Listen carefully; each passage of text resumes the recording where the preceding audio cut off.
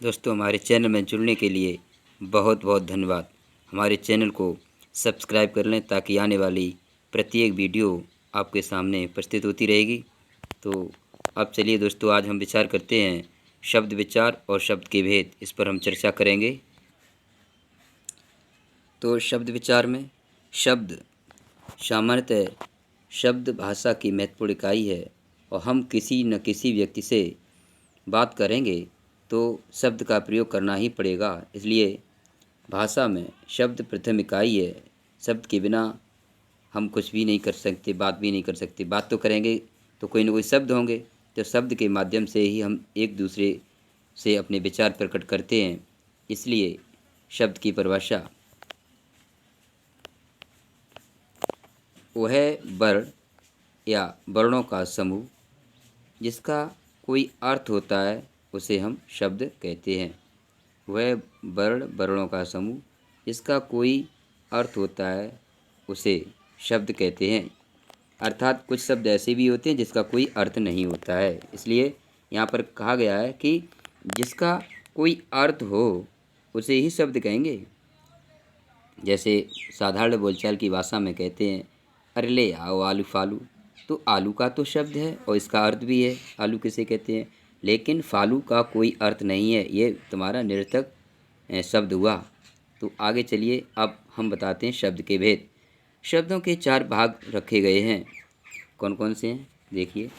एक शब्द है उत्पत्ति के आधार पर, दूसरा रचना के आधार पर, तीसरा प्रयोग के आधार पर और चौथा अर्थ के आधार पर। इस प्रकार से शब्दों के 4 भाग रखे गए हैं। अब हम आपको बताते हैं कि उत्पत्ति के आधार पर कितने शब्द कैसे क्या है उसके बारे में। उत्पत्ति के आधार पर हिंदी भाषा में शब्दों की उत्पत्ति 4 प्रकार से हुई है। कौन कौन से प्रकार हैं। एक हुआ तत्सम शब्द। तत्सम शब्द देखिए, सभी भाषाओं की जननी कही जाने वाली संस्कृत भाषा से ही सारी भाषाएं निकली हुई हैं। इसलिए संस्कृत सभी भाषाओं की जननी है। संस्कृत के शब्द जब हम हिंदी भाषा में प्रयोग करते हैं, संस्कृत के शब्द जब हम हिंदी भाषा में प्रयोग करते हैं और जैसे शब्द संस्कृत में हैं वैसे ही शब्द हम हिंदी भाषा में प्रयोग करते हैं तो उन्हें तत्सम शब्द कहते हैं। अब संस्कृत के शब्द हुए जैसे वायु, सूर्य, अग्नि, वृक्ष, वर्ष। ये जैसे संस्कृत भाषा में शब्द हैं वैसे ही हमने अपनी हिंदी भाषा में प्रयोग किए हुए हैं। इसलिए इन्हें तत्सम शब्द कहते हैं। तत् माने वैसा ही, समान समान। अर्थात जैसे शब्द संस्कृत भाषा में शब्द हैं वैसे ही अपनी भाषा हिंदी में प्रयोग करते हैं तो उन्हें तत्सम शब्द कहते हैं। अब आगे बढ़ते हैं। ये उत्पत्ति के आधार में प्रथम भाग है। 4 प्रकार से भाग रखे गए हैं उत्पत्ति के आधार में भी। तो उसमें एक हुआ तत्सम शब्द। दूसरा आप देखिए, दूसरा है तद्भव शब्द। तो देखिए इसमें क्या है, संस्कृत शब्द को थोड़े से रूप बदल देते हैं। शब्द संस्कृत के वही रहते हैं शब्द, लेकिन उसमें थोड़ा सा रूप बदल देते हैं और अपनी हिंदी भाषा में प्रयोग करते हैं तो उन्हें तद्भव शब्द कहलाते हैं। जैसे तद्भव शब्द जैसे संस्कृत भाषा के शब्द हैं उनमें थोड़ा सा परिवर्तन करके अपनी हिंदी भाषा में प्रयोग करते हैं तो उन्हें तद्भव शब्द कहते हैं। जैसे अग्नि का संस्कृत भाषा में शब्द है अग्नि। अब उसे हम अपनी भाषा में थोड़ा बदल दो, अग्नि को हम आग कह दें तो ये हो जाएगा तद्भव। अब घृत है, घृत संस्कृत भाषा का शब्द है और इसे हम संस्कृत भाषा के शब्दों को जैसे अपनी हिंदी भाषा में प्रयोग करते हैं तो उसे हम तत्सम शब्द कहते हैं। अब संस्कृत भाषा के शब्दों में थोड़ा बदल देते हैं, रूप बदल देते हैं। शब्द तो वही रहता है, उसका रूप बदल देते हैं।